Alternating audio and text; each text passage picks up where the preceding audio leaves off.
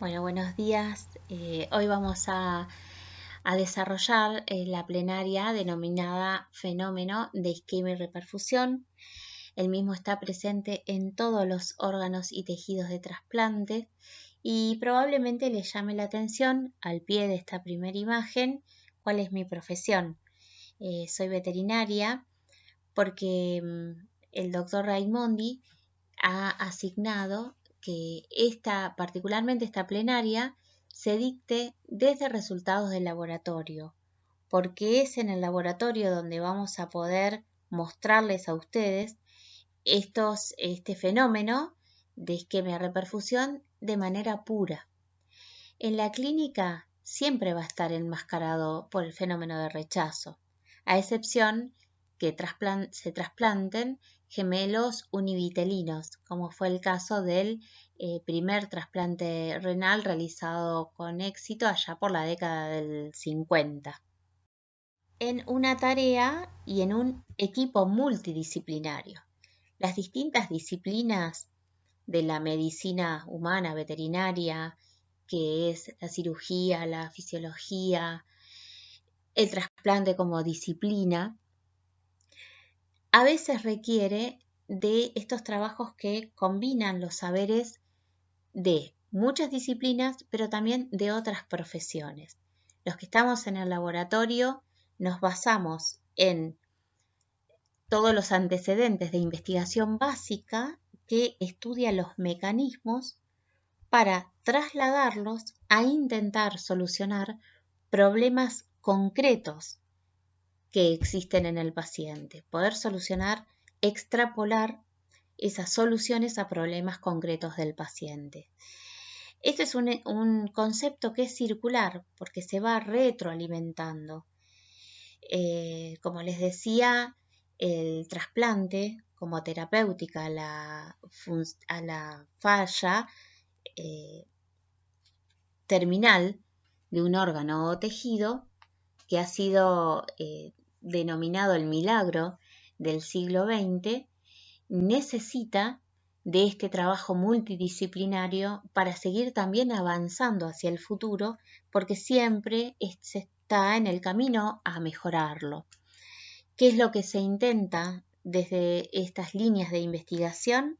Es acortar este valle de la muerte, tratando, como les decía, de dar soluciones a problemas médicos concretos. Entonces vamos a abocarnos ahora en el tema que nos interesa, empezando por definiciones. Seguramente conocen que la isquemia es la interrupción transitoria o permanente de la irrigación sanguínea de un órgano o tejido. Y la reperfusión es cuando se restablece ese flujo sanguíneo que es vital para ese órgano o tejido que se encuentra sometido a isquemia. Tan vital es que si no se restablece, obviamente va a conducir hacia la muerte del órgano o tejido. Sin embargo, tiene un efecto paradójico. Es esencial para restituir la funcionalidad del órgano o tejido afectado por el evento isquémico, pero va a exacerbar el daño iniciado en la fase isquémica. ¿De qué va a depender la magnitud de ese daño? Del tiempo que haya transcurrido ese órgano o tejido en isquemia. ¿Y por qué? Acá vamos a observar en la parte inferior derecha hay un hígado de rata en preservación estática fría.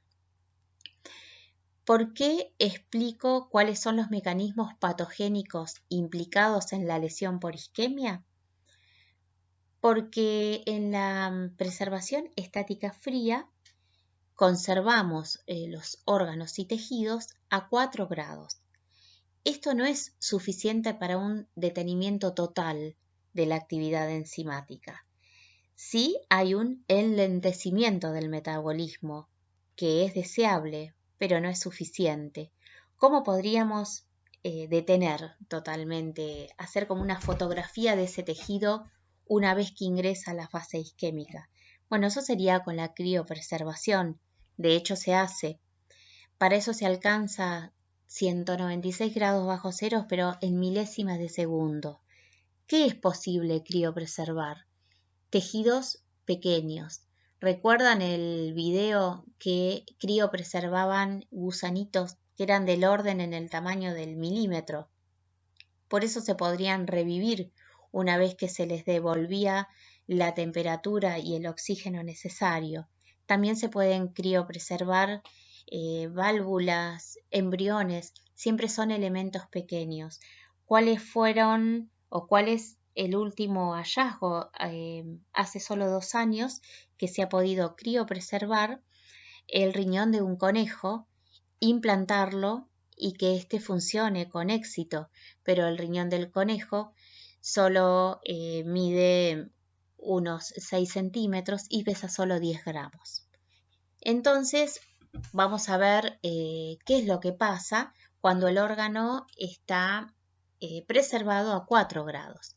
¿Por qué 4 grados? Porque si bajaríamos más la temperatura y en una forma lenta, tendríamos cristales de hielo que dañarían la célula. Las temperaturas de 0 y sub-0 ya forman cristales de hielo que es letal para la célula. Entonces, cuando un tejido es sometido a isquemia, se transforma su metabolismo celular. Pasa a ser de aerobio a anaerobio y va a haber una menor producción de ATP. Ustedes saben también que la bomba sodio-potasio ATPasa requiere de ATP, requiere de energía, y al no haber aporte suficiente de oxígeno, empieza a hidrolizarse ese ATP, primero pierde 2 fosfatos, adenosindifosfato, monofosfato, depósitos de hiposantina.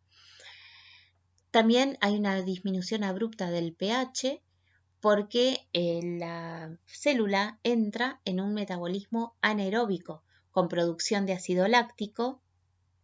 La disminución de la función de la bomba sodio-potasio ATPasa hace que por diferencias osmóticas penetre sodio en el interior celular y provoca edema celular porque además arrastra agua. Y además un aumento del calcio intracelular, que es un potente activador enzimático. Bien, ¿qué es lo que pasa durante la isquemia? Como dijimos, lo más importante, se depletan, se consumen los depósitos de ATP.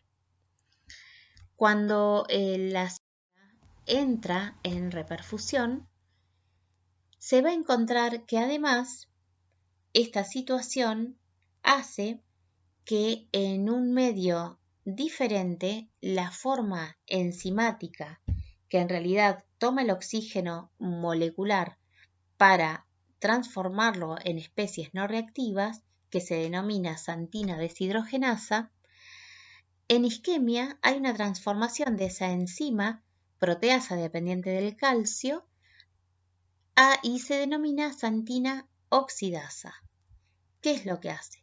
Cuando llega el oxígeno molecular, que ustedes saben que es neutro, tiene neutralizados sus 2 electrones, se encuentran de a pares, les quita electrones, los oxida, y así podemos estar en presencia del anión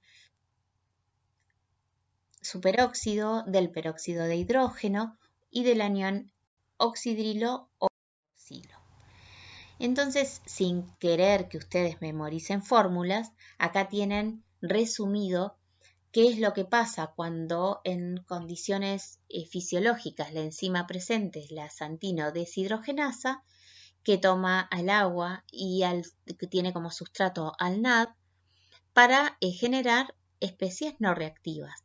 Mientras que si esa enzima es ahora la xantina oxidasa, toma el oxígeno molecular en vez de NAD y produce especies reactivas de oxígeno. ¿A dónde van a dañar esas especies reactivas de oxígeno? Las distintas membranas. Por un lado, la membrana plasmática, que va a perder el equilibrio osmótico entre el contenido celular, intra y extracelular. Por otro lado, las membranas lisosómicas, con salidas de enzimas citoplasma que van a producir digestión enzimática de proteínas, ARN, ADN y al glucógeno y tiende a la destrucción celular. Y por otro lado, muy importante, que ahora lo vamos a detallar más, es lo que sucede en la membrana mitocondrial. Ahora, ¿cuál es el sitio que estas especies reactivas del oxígeno atacan? Si recuerdan los primeros años, las membranas son un modelo de mosaico fluido. Están constituidas por fosfolípidos cuyas cadenas carbonadas se encuentran hacia el interior de la membrana. Pero para que ésta tenga esa fluidez, tiene ácidos grasos poliinsaturados. Es en los sitios de esas dobles enlaces, de esas dobles uniones, carbono-carbono, donde son particularmente sensibles a reaccionar contra el electrón no pareado de la especie reactiva de oxígeno y forma un poro. Ese es el mecanismo básico de daño. Y por otro lado, algo muy particular pasa en la mitocondria, que en condiciones de normóxicas tiene su poro de transición de permeabilidad cerrado. Pero durante la isquemia y al ingresar esas especies reactivas del oxígeno, interactúan en estos poros y hace aparecer, como se detiene la fosforilación oxidativa, estas moléculas de citocromo C al citosol y inducen a la apoptosis. Entonces aparece una turgencia elevada de la matriz mitocondrial, se van rompiendo las membranas mitocondrial interna, como les decía, aparecen moléculas proapoptóticas al citosol y esa presencia de señales apoptóticas que por vías independientes o dependientes de las caspasas que van a ir selectivamente a destruir proteínas provocarán la muerte celular programada que se denomina apoptosis. Acá pueden observar unos resultados de experimentos de nuestro laboratorio con las flechas blancas van marcando primero las de la izquierda, la dilatación y ruptura de las crestas mitocondriales con una moderada separación de las membranas internas y externas que pueden observar en las imágenes de la derecha y la aparición de vacuolas y tumefacción de la matriz. Esta imagen de microscopio electrónico está obtenida de intestinos en el momento inmediato de la revascularización. Bien, por otro lado, el órgano o tejido que se encuentra en isquemia tiene protagonistas principales, que son la célula endotelial, la célula del parénquima del órgano o tejido sometido a isquemia y el macrófago residente. Pero además de toda esta transformación celular que les estaba detallando, hay un protagonista principal, que es el endotelio. El endotelio no es solo un sistema de barrera entre la sangre y los tejidos, sino que tiene funciones hemodinámicas, de remodelación vascular, de inmunorregulación, metabólicas, de síntesis de factores, que a medida, además que transcurre la isquemia, empieza a tener un cambio fenotípico. La célula endotelial está caracterizada por tener un predominio en el espacio del núcleo y escaso citoplasma. Si pudiéramos observar imágenes al microscopio electrónico, veríamos que una vez que empieza a transcurrir la isquemia, empieza a tener hasta pseudópodos que van a achicar la luz del capilar hasta en un 50%. Por eso cuando un tejido ha sufrido tantas horas de isquemia que supera su punto de no retorno, es un órgano que a la revascularización va a aparecer todo moteado, con áreas bien pálidas que no llegan a revascularizarse porque los capilares están obstruidos por este cambio fenotípico que tiene el endotelio y sitios de llegada a tipo agolpamiento de la sangre que se encuentran moteadas, oscuras y claras. ¿Cómo se regula qué es lo que produce este endotelio, que es realmente muy activo durante la fase isquémica y posterior reperfusión? Como pueden observar, hay una vía de la endotelina, del óxido nítrico y de las prostaciclinas para mantener este equilibrio. El óxido nítrico es un gas muy pequeño que está en condiciones basales, promoviendo la vasodilatación del endotelio. Alcanza el espacio subendotelial y va a estimular la enzima proteinquinasa que fosforila las cadenas de miosina y de actina y miosina, produciendo la relajación del músculo liso. Pero hay la enzima que lo produce, a expensas del aminoácido arginina, es la óxido nítrico sintetasa, constitutiva del endotelio, pero también inducida en la isquemia. O sea, durante la isquemia va a haber una inducción de esta enzima que, fíjense, a las pocas horas de la reperfusión como provoca un pico que está graficado en rojo, que es la óxido nítrico sintetasa, inducible por la isquemia. Entonces, esto va a provocar que a los minutos post reperfusión hay un gran aporte de ese anión superóxido que se va a unir con los productos naturales del óxido nítrico más los producidos por esa enzima óxido nítrico sintetasa inducible, que va a comprometer fuertemente la vasodilatación del endotelio. ¿Por qué? Porque combinados forman una especie reactiva mucho más dañina que se denomina peroxinitritos. Son rápidamente metabolizados a nitratos y nitritos que son detectables, que se utilizan en investigación, pero provocan un daño deleterio en las membranas, como les mencionaba al principio, en la membrana plasmática y el sistema de endomembranas. Mientras que en la homeostasis, que es el rol que tiene el óxido nítrico en el endotelio indemne, permite rescatar y barrer radicales libres del oxígeno, regula el tono vascular y previene la agregación plaquetaria y la trombosis. No obstante, ante este fenómeno se exacerba su producción, se combina con el oxígeno y provoca un efecto realmente muy deleznable. Por otro lado, tenemos las endotelinas, que se descubrieron no hace demasiado, en la década del 80. Son unas proteínas grandes que tienen tanto efecto vasoconstrictor que se las compara con el veneno de las serpientes, la cefarotoxina. ¿Quién induce? Acá pueden observar en la imagen que hay situaciones que las inducen o que las inhiben. Particularmente son inducidas durante la hipoxia y van a ejercer una potente acción vasoconstrictora. ¿Qué acciones vasculares presentan las endotelinas?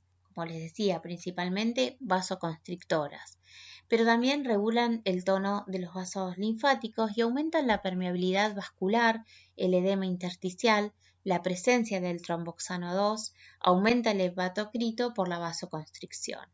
Pero además tiene acciones no vasculares, promueven mitogénesis en las células musculares lisas, en los fibroblastos, en los melanocitos, en capilares cerebrales, en células estrelladas hepáticas. Por eso es que todo tiende, tanto la acción del óxido nítrico como las endotelinas, a achicar los espacios endoteliales, los espacios capilares desde esos endotelios. Otra de las vías que les comentaba es la vía de la prostaciclina. Es el mayor miembro de la familia de las prostaglandinas producidas por las células endoteliales. Tiene un fuerte poder vasodilatador porque inhibe la agregación plaquetaria, activando la adenilciclasa por aumento del AMP cíclico intracelular. El problema es que se deriva del ácido araquidónico de membrana y ante el estímulo del endotelio de sintetizar más prostaglandina I2, esos metabolitos derivados, esas especies derivadas del ácido araquidónico son conducidas hacia la síntesis de tromboxano. Entonces, esto propende a que aparezca mayor vasoconstricción. Ahora, vamos a empezar con otras definiciones o a continuar con otras definiciones que son los tiempos de isquemia. En todo proceso de trasplante existe un donante, una preservación y un receptor. Si nos basamos en la definición del INCUCAI, que hace el tiempo de isquemia, que es lo que ustedes van a observar registrado, es el tiempo que dura el órgano o tejido viable fuera del organismo. ¿Sí? Desde el clampeo aórtico en el donante hasta la reperfusión en el receptor. No obstante, estos tiempos de isquemia tienen distintos matices o distintos momentos. Por un lado tenemos la isquemia caliente, que es desde el clampeo de los grandes vasos o pedículos hasta que se enfría el o los órganos en la solución de preservación en el momento que se inicia el lavado de los órganos. Esta isquemia caliente es muy deletérea porque además de estar en isquemia, recuerdan la acción enzimática que sigue acelerada normalmente porque se encuentra a 37 grados y esa isquemia caliente es prolongada en el caso del donante corazón parado, en el donante en asistolia. Por otro lado tenemos la isquemia fría propiamente dicha, que es desde que se enfría el órgano durante la extracción hasta que el órgano alcanza la temperatura fisiológica durante el implante, porque en el momento del implante el órgano se apoya en el receptor e inicia lo que es la isquemia tibia, que es lo que dura el implante, lo que se demora en realizar las anastomosis vasculares. Y por último nos encontramos ante la reperfusión. Bien, ¿cuál es la tolerancia a la isquemia? Hoy hablábamos en la parte introductoria que una vez que la célula no recibe el aporte de oxígeno, va a conducir a la muerte por necrosis y apoptosis. El órgano más sensible al periodo de isquemia es el corazón, que solo resiste 4 horas. Estamos hablando siempre de preservación estática fría. Lo mismo es para el bloque cardiopulmonar, mientras que el pulmón puede resistir 6 horas, el intestino 10, el páncreas 12, el hígado 14 y el riñón hasta 20. Por fuera de estos tiempos ya se considera un donante de criterio expandido. En la imagen anterior detallábamos cuál era el tiempo de tolerancia de cada órgano y tejido. Una vez que el órgano es revascularizado, independientemente cuál sea, vamos a repasar un poquito que ese oxígeno molecular va a ser tomado por una enzima santina oxidasa que lo va a transformar en especies reactivas del oxígeno. Pero el organismo tiene un sistema de defensa para neutralizar estas especies reactivas del oxígeno, de tipo no enzimático, como es la vitamina E, y de tipo enzimático. Por ejemplo, la superóxido dismutasa dismuta el anión superóxido, lo combina con hidrógeno y va a formar, por un lado, oxígeno molecular neutro, pero otra especie reactiva del oxígeno combinado con el hidrógeno, que es el peróxido de hidrógeno, que por acción de la catalasa va a originar 2 moléculas de agua y oxígeno molecular y a su vez también hay un gran efecto de neutralización de la glutatión peroxidasa. Hasta ahora hemos descrito el daño primario inmediato, pero la consecuencia de esta célula endotelial activa es la expresión también de moléculas de adhesión, selectinas, integrinas, que lo que van a provocar es la diapédesis de las células polimorfonucleares hacia el espacio subendotelial. Y una vez en ese sitio van a instaurar una franca respuesta inflamatoria. Así, en este artículo están muy bien descritas las dos fases. En el esquema superior podemos observar que el daño, en este caso hepático secundario a la isquemia reperfusión, involucra dos fases bien caracterizadas. La fase temprana comprende desde el inicio de la reperfusión hasta la tercera o cuarta hora y va a estar asociada a la activación de los macrófagos residentes, la célula de Kupffer, con producción de especies reactivas de oxígeno, activación de factores de complemento y el reclutamiento y activación de los linfocitos residentes.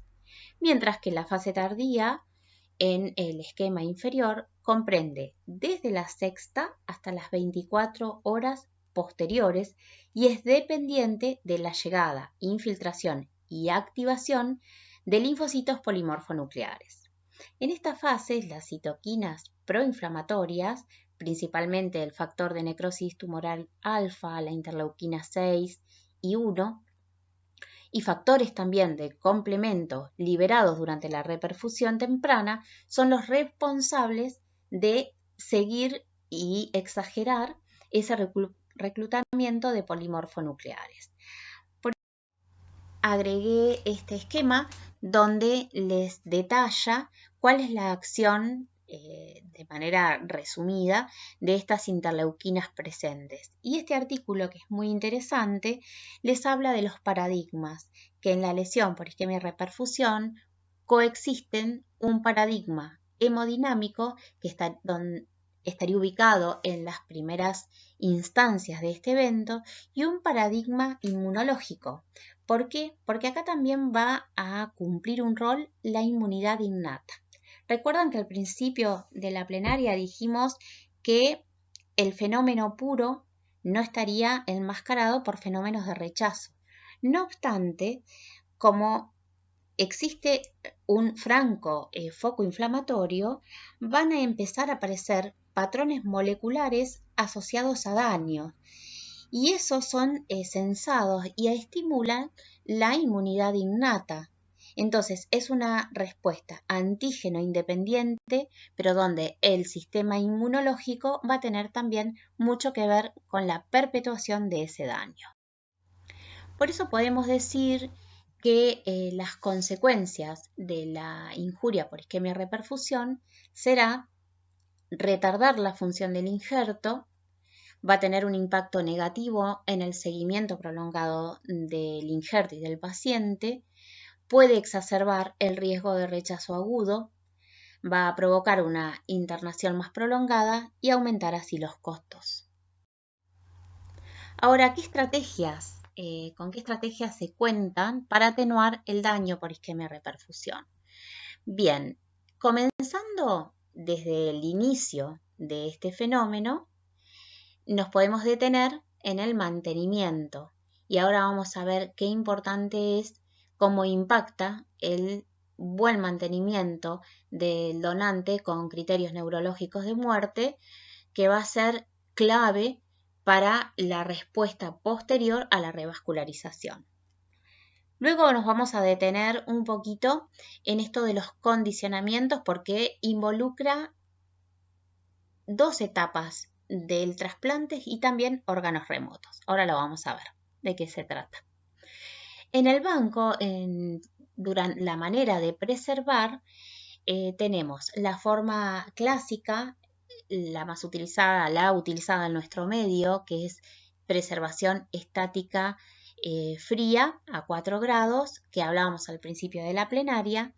Y ahora existe un advenimiento muy importante de la preservación dinámica que aparece con resultados muy prometedores. Esa preservación dinámica, de acuerdo a la temperatura, puede ser hipotérmica, subnormotérmica o normotérmica, es decir, a la temperatura fisiológica del organismo de 37 grados. A su vez, se clasifican de acuerdo al pulso, pulsátil versus continuo, de acuerdo al flujo, pulsátil versus continuo, la perfusión simple versus dual, por ejemplo, en el caso del injerto hepático, que se puede perfundir tanto por porta como por la arteria hepática, la oxigenación versus no oxigenación y la composición de la solución.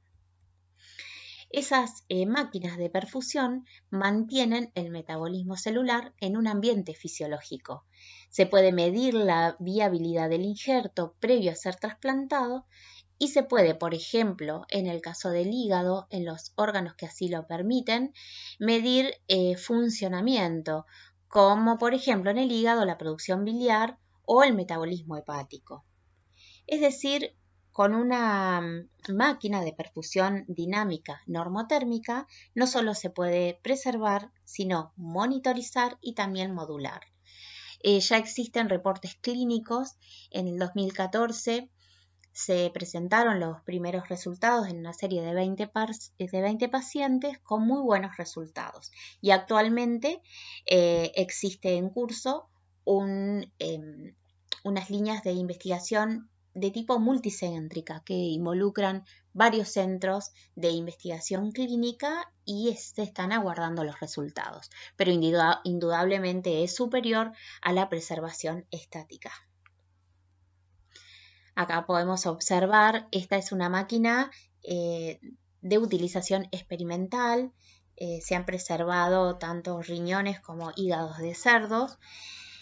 No parece muy cómoda por su tamaño, pero también se habla de una combinación en el tipo de preservación, que se puede hacer una preservación inicial estática fría para después en el centro del trasplante de la institución donde se realiza el receptor, conectarlo a estas máquinas de perfusión dinámica normotérmica. Y por otro lado tenemos qué se puede hacer, qué estrategia para atenuar este daño en el receptor. Y bien, y acá vamos a volver a estos conceptos de condicionamiento.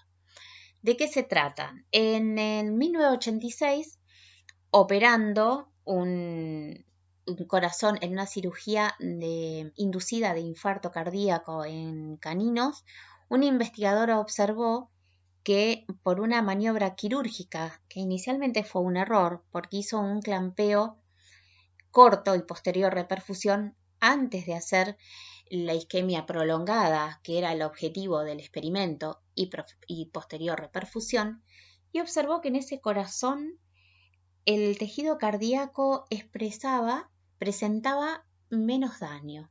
Entonces a esto lo llamó preacondicionamiento isquémico. Es decir, hagan de cuenta que se está hablando de un entrenamiento del tejido para ser más resistente a periodos mayores de isquemia y posterior reperfusión.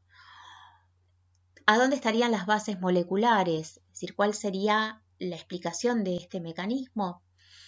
Bien, por un lado se habla de la teoría de ese poro de transición de permeabilidad de la mitocondria que permanecería más tiempo quiescente, y por otro lado también que va a haber una inducción de la expresión de las enzimas que neutralizan las especies reactivas de oxígeno, de esas enzimas que habíamos citado, superóxido dismutasa, catalasa, glutatión peroxidasa.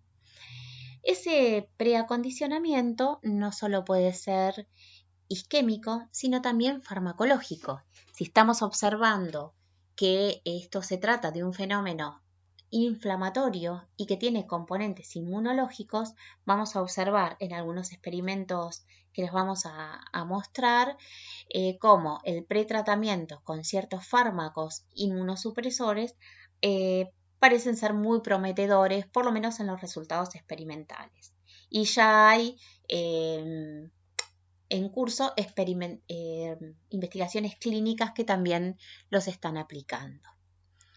Ahora, estos sí son resultados solo experimentales que hablan del post-acondicionamiento isquémico. También se observó que una vez revascularizado el órgano en cuestión, si se realiza una maniobra quirúrgica de un breve periodo de isquemia y posterior reperfusión, también mejoraría la arquitectura y función de ese tejido. Ahora, siempre hay que pensar en el sentido común también, porque una vez que el órgano está perfectamente revascularizado, va a ser bastante difícil convencer al cirujano que realice una maniobra de postcondicionamiento. Realmente es bastante osado. Sin embargo, los resultados experimentales son muy buenos. Y también existe un condicionamiento isquémico que es remoto, también observado a instancias experimentales donde se pudo aseverar que breves periodos de isquemia y posterior reperfusión del miembro posterior de la rata de laboratorio confiere una protección en los órganos abdominales y torácicos. Bien, detallábamos la importancia del mantenimiento en el donante como un factor muy importante para atenuar el daño por isquemia reperfusión. En el donante con criterios neurológicos de muerte hay un aumento de la presión intracraneana, disminución del retorno venoso, una bradicardia refleja, reacciones simpáticas descontroladas, por eso se llama tormenta de catecolaminas. En general es muy difícil manejar la hipotensión y eso se trata con dopamina o con adrenalina, y esas drogas no son inocuas para los órganos y tejidos que van a ser extraídos. Coexisten con una coagulopatía y todo esto va a exacerbar la no función primaria del injerto, el rechazo, va a haber mayor infiltrado de linfocitos T, mayor expresión de moléculas de adhesión y de presencia de citoquinas proinflamatorias. Para ilustrar lo que acontece en el donante con criterios neurológicos de muerte, les traje dos imágenes histológicas de mucosa intestinal de rata de laboratorio, donde la tinción es hematoxilina y eosina, pero además tiene marcación con técnicas de inmunohistoquímica para CD3, que son esas manchas amarronadas que pueden observar. La de la izquierda es la imagen control, con 2 horas de ventilación asistida, y muestra una arquitectura normal. En cambio, en la de la derecha, tras 2 horas de muerte inducida y correcto mantenimiento, aparece un significativo infiltrado que corresponde a la marcación de CD3. Entonces, a pesar de que sea un evento antígeno independiente, indudablemente podemos afirmar que la imagen de la derecha pertenece a un intestino potencialmente mucho más reactivo que la imagen que se encuentra a la izquierda. También es importante recalcar que la mucosa está sana. Ya lo vamos a ver con otras muestras de experimentos. Decíamos que para atenuar las lesiones desde la preservación jugaban un rol fundamental las soluciones de preservación.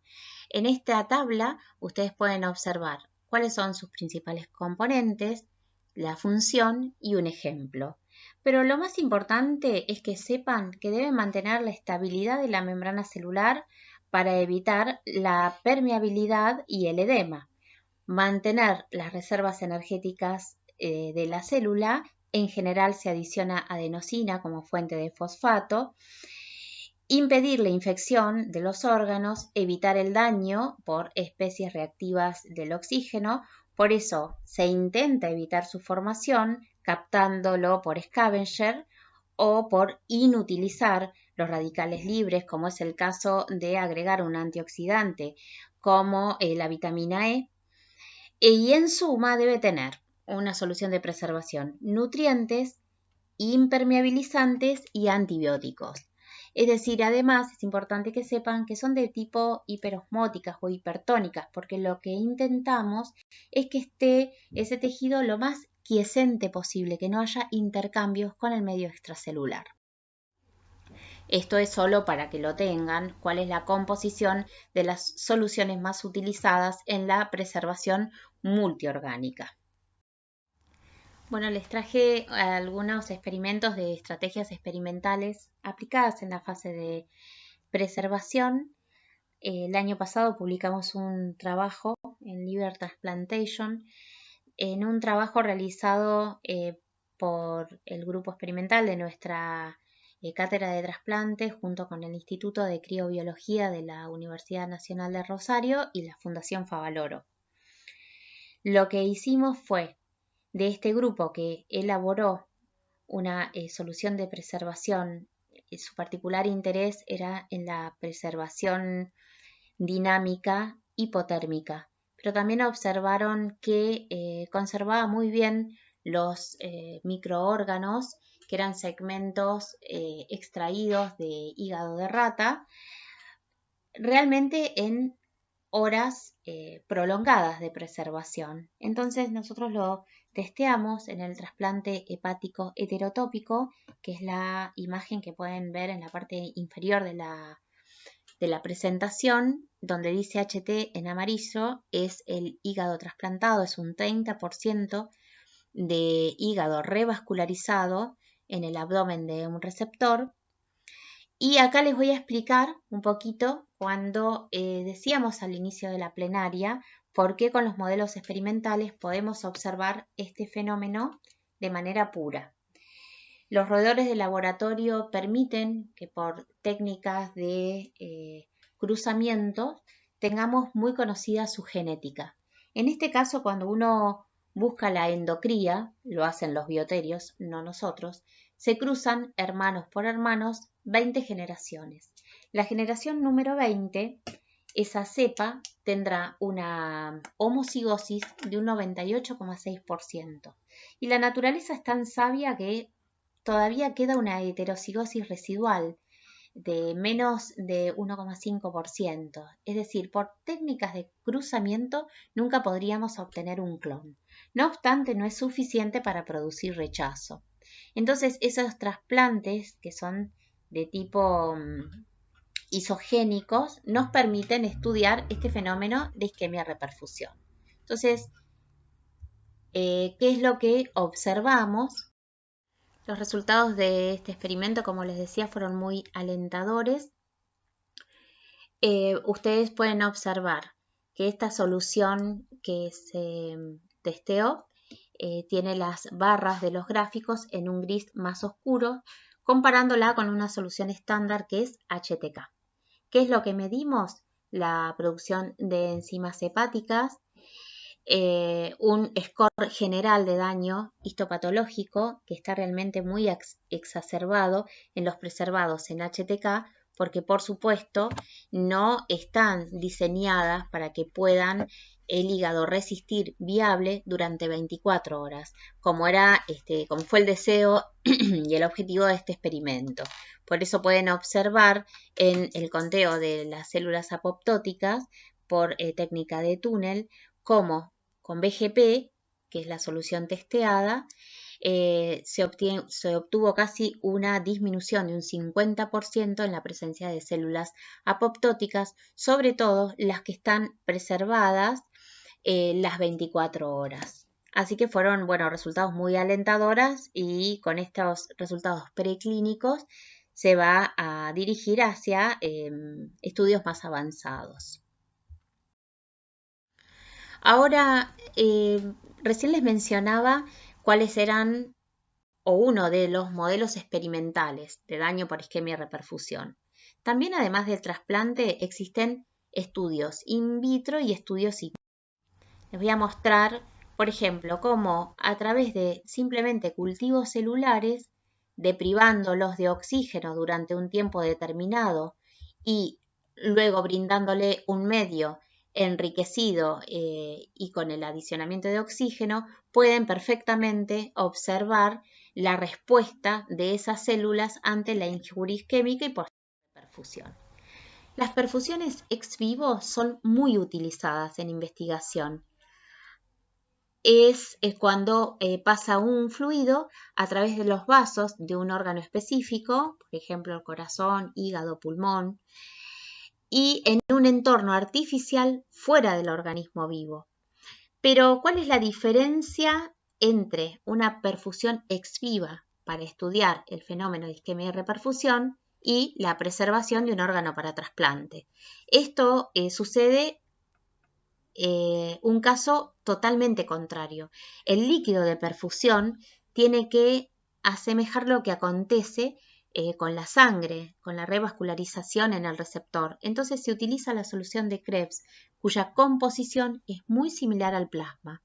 Entonces, ver con también un trabajo propio del laboratorio, ya van a escuchar a este profesional, al doctor Gondolesi, que diseñó un sistema de perfusión ex vivo en el hígado de la rata que haciendo pasar esa solución similar al plasma, que es la solución de Krebs, podía recolectar el fruto del lavado de ese órgano a través de la vena cava inferior y así estudiar la respuesta del tejido hepático a la reperfusión sin estar todavía trasplantado.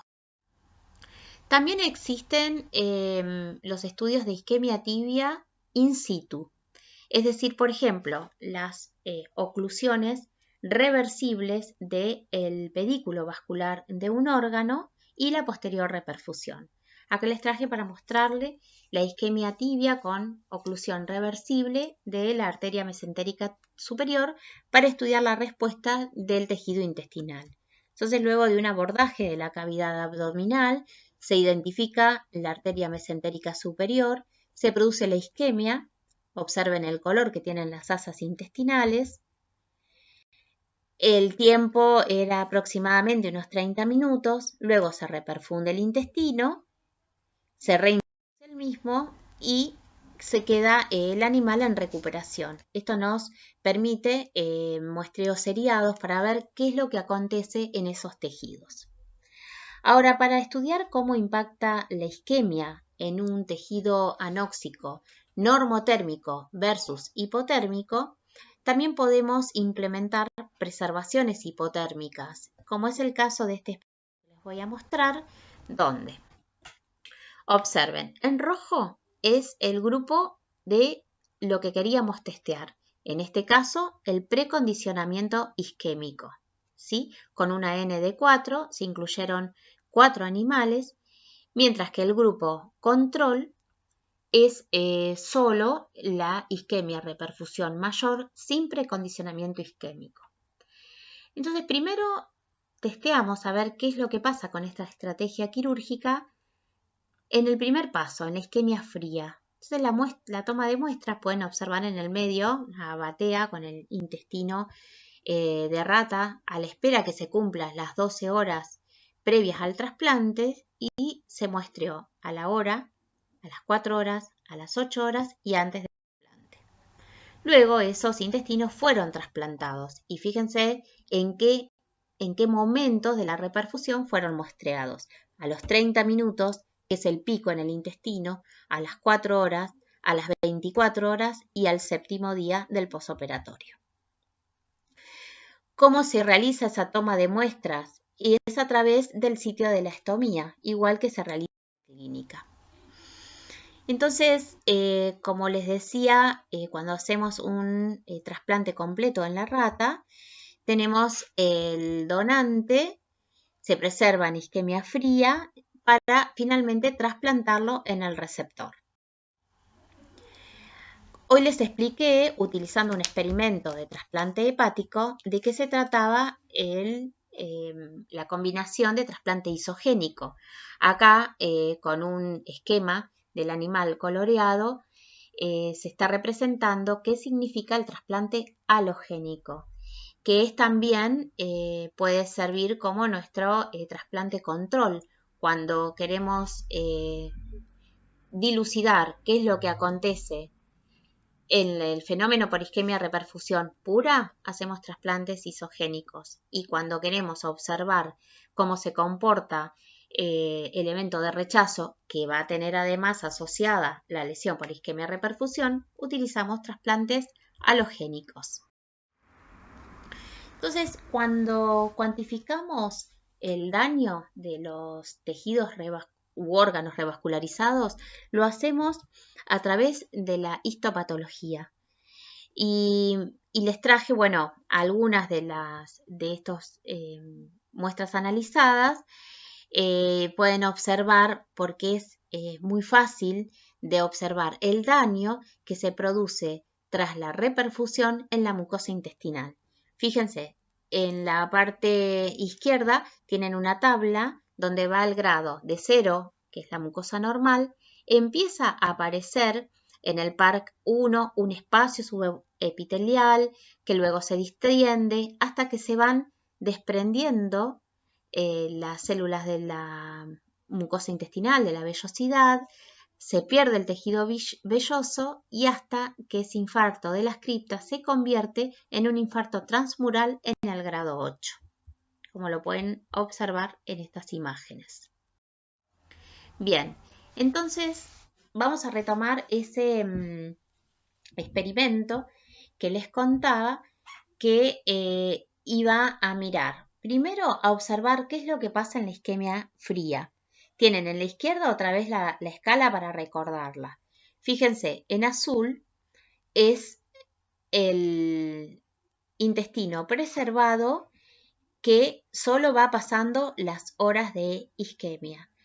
Pero en rojo, estos intestinos preservados tuvieron previamente en el donante una maniobra quirúrgica de preacondicionamiento isquémico. 2 ciclos de 10 minutos cada uno. 10 minutos de isquemia, 10 minutos de reperfusión, extracción y preservación. Y fíjense la escala de PARC, cómo el grupo control que no tuvo la estrategia tiene ya a las 8 horas, empieza a superar lo que sería el límite de la reversibilidad, porque hasta el desprendimiento epitelial observamos que no impactan la supervivencia posterior al trasplante, pero ya cuando hay presencia de vellosidades denudadas, esto es incompatible. Y ahora vamos a ver qué es lo que pasa cuando se altera esa barrera de mucosa entérica. En el experimento 2, que esos intestinos fueron implantados, observen que a pesar del daño significativo que se observa en el grupo control a los 30 minutos, que como les decía, el intestino es cuando expresa con mayor magnitud el daño de la reperfusión, luego, a pesar de eso, se va normalizando, siendo casi ya imperceptible a las 24 o 48 horas, y así se mantiene durante más de una semana. Ahí fue el endpoint del experimento. Esto de que ustedes se preguntarán, y bueno, si se normaliza, ¿qué es lo que quieren testear? El problema es que el intestino, lo van a ver en las plenarias posteriores, tiene una alta carga de su sistema, del sistema inmunológico de todo el organismo, el 70% está alojado en el intestino.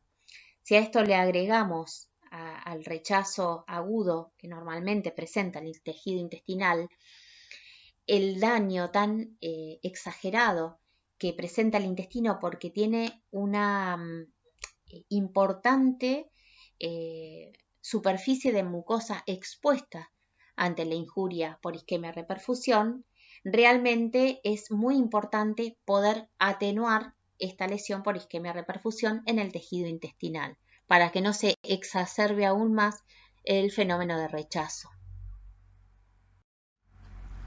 Fíjense en los nitritos intestinales a los 30 minutos de la reperfusión y a las 4 horas por reperfusión, siempre el grupo control son las barras negras, y fíjense que acá le agregamos los resultados de otra estrategia.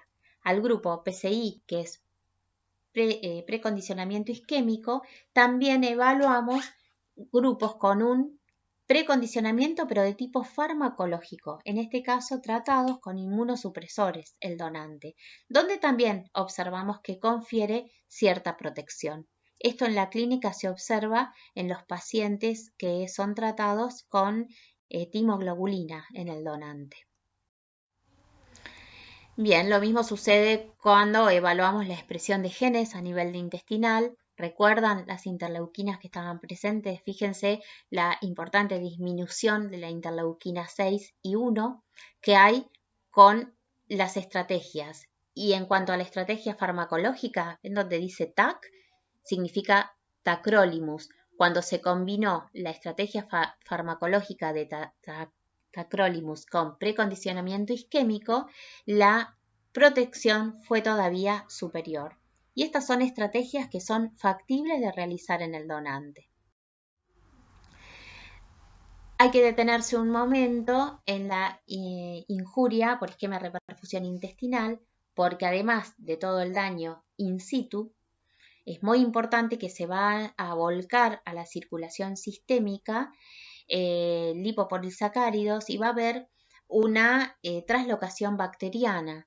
Entonces, no solo está dañado el órgano que sufrió el insulto isquémico y posterior reperfusión, sino que también hay un daño en órganos remotos, que al impacto que las citoquinas originadas in situ en ese foco isquémico, con posterior reperfusión, en el intestino también le tenemos que agregar la traslocación bacteriana, que van a hacer un síndrome, a provocar un síndrome de disfunción múltiple.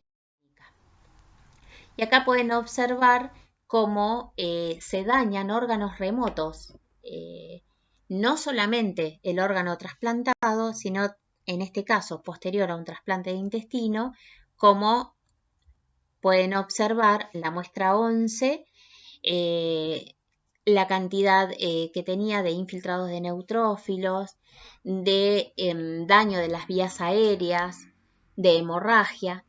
Nosotros la forma que se evalúa es dándole un score. Entonces cuando evaluamos estos scores en la N total, fíjense que el control está muchísimo más dañado que los que se sometieron a precondicionamiento isquémico y mucho más protegido cuando se combinaban ambos tratamientos. Sucede cuando evaluamos el hígado, también a través de diferentes scores que observan la congestión sinusoidal, la vacuolización de hepatocitos, el edema. Además, si el hígado estuviera trasplantado, cómo se disponen en el orden en los cordones de hepatocitos, si hay disrupción de estos cordones. También se evalúa el daño isquémico y qué sitio del hígado afecta, como ahora se los vamos a mostrar. En cuanto al score hepático, lo mismo, el grupo control está significativamente más dañado que los tratados con ambas estrategias. A la derecha luego se pueden detener a observar las imágenes. Fíjense el grupo control, como tiene los núcleos más condensados, se ve muy bien el núcleo más laxo, la disposición en cordones en las fotografías de la parte inferior de la imagen. Y lo mismo sucede con el riñón. ¿Cómo cuantificamos el daño, ya sea local o si sufre daño remoto? El riñón es por la necrosis tubular aguda, porque son sus células más sensibles a la isquemia y posterior reperfusión, donde se clasifica en grados. El daño más grave pertenece a una necrosis tubular aguda por encima del 75%, y a su vez le agregamos la presencia de generación hidrópica. Observen cómo lo mismo se repiten estos resultados que el precondicionamiento isquémico, con resultados similares con el precondicionamiento farmacológico cuando se los utiliza en combinación, pudo volver casi a los valores del YAM. El YAM está representado por la SH del eje de las X.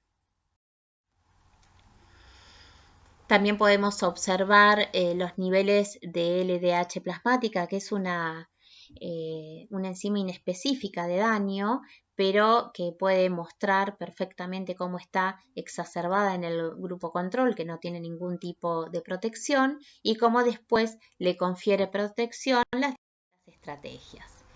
Bueno, también podemos observar estos eventos en el trasplante, autotrasplante renal, que es también una herramienta muy importante. Y fíjense, este artículo ya tiene unos años, pero habla del efecto protector de los inmunosupresores previamente al trasplante ortotópico, al autotrasplante de riñón de rata. Fíjense qué parámetros evaluamos. Tinción con hematoxilina de eosina, donde se aplica ese score.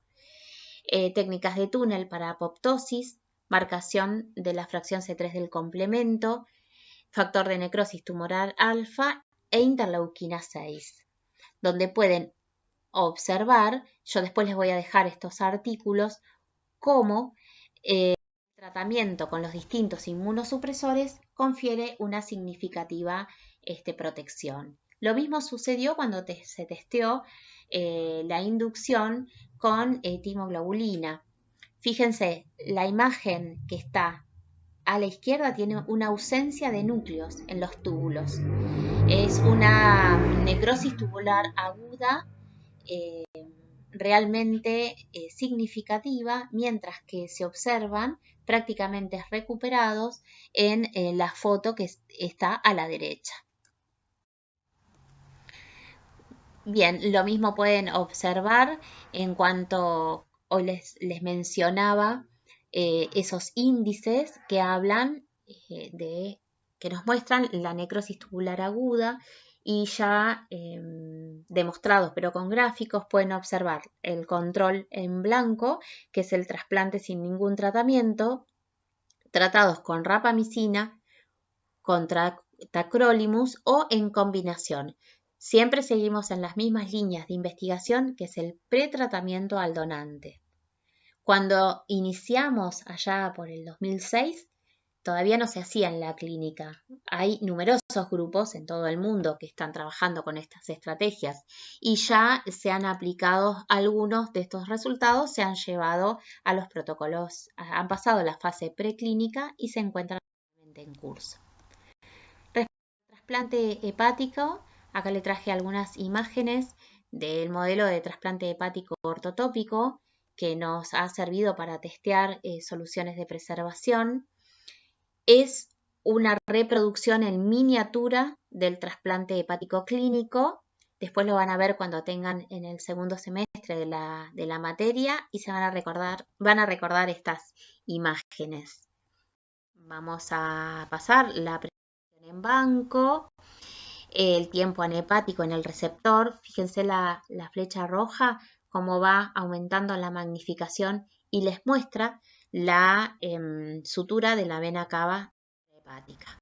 Pero vamos a pasar a los resultados de experimentos y fíjense cuando habíamos iniciado, antes de esa publicación de trasplante hepático, hacíamos preservaciones frías en nuestro laboratorio para ver, antes de someter a los animales al trasplante, si esto era posible. Y les quiero mostrar de estas imágenes cómo con una preservación de 24 horas observábamos mayor viabilidad de esos injertos en las que estaban preservadas con esta solución elaborada por este grupo de la Universidad Nacional de Rosario versus HTK, que era nuestro grupo control. Sabíamos que no debería funcionar porque eran 24 horas de preservación. Y fíjense cómo las primeras células que sufren este daño son las que se encuentran alrededor de la vena central, porque recuerdan la arquitectura del hígado. En la tríada portal encuentra su mayor aporte de oxígeno, pero hacia la vena central, estos hepatocitos están naturalmente con menor tensión de oxígeno. Entonces son los que primero se dañan ante fenómenos químicos. Como lo pueden observar aquí, que también se demuestra cómo pierde la disposición de cordones el hígado, hasta que finalmente, estas son en muestras preservadas en HTK, conduce a la degeneración grasa. Bien, podemos hacer un resumen de esta plenaria diciendo que es un proceso, la lesión por isquemia reperfusión, multifactorial, antígeno independiente, no obstante, siempre tienen que recordar la respuesta de la inmunidad innata, con consecuencias inmediatas, que es la no función primaria o una función retardada del injerto, y también mediatas, que va a exacerbar el rechazo, que como les decía se inicia en un proceso inflamatorio inespecífico, pero va a modular una respuesta antígeno específica. Recuerdan el paradigma inmune de la lesión por isquemia reperfusión. Esas citoquinas que se producen in situ y también en las células que infiltran el órgano van a impactar también en todo el organismo. El microambiente de esas citoquinas va a determinar la diferenciación in situ de las subpoblaciones de linfocitos T.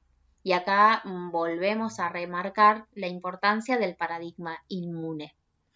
Y no se olviden que las células diana, las iniciales en responder a este daño, son las endoteliales y parenquimatosas del órgano sometido a la isquemia, y luego este daño está perpetuado y exacerbado por... Con ese resumen terminamos esta plenaria. Como siempre, en la última diapositiva les dejo la invitación a nuestro laboratorio de trasplantes que pertenece a la cátedra trasplante, donde se realizan líneas de investigación básica translacional, como estuvieron escuchando, pero también se enseña microcirugía. Es para nosotros una verdadera pena. Estamos atravesando esta pandemia y no van a poder en lo inmediato asistir. No obstante, yo les prometo que veremos de qué manera lo instrumentamos para que ustedes, una vez que se retome las actividades normales de la facultad, puedan comunicarse con nosotros y poder pasar por nuestro laboratorio para observar y participar en nuestras líneas de investigación y en las diferentes técnicas microquirúrgicas que llevamos adelante. Muchísimas gracias y nos vemos el miércoles.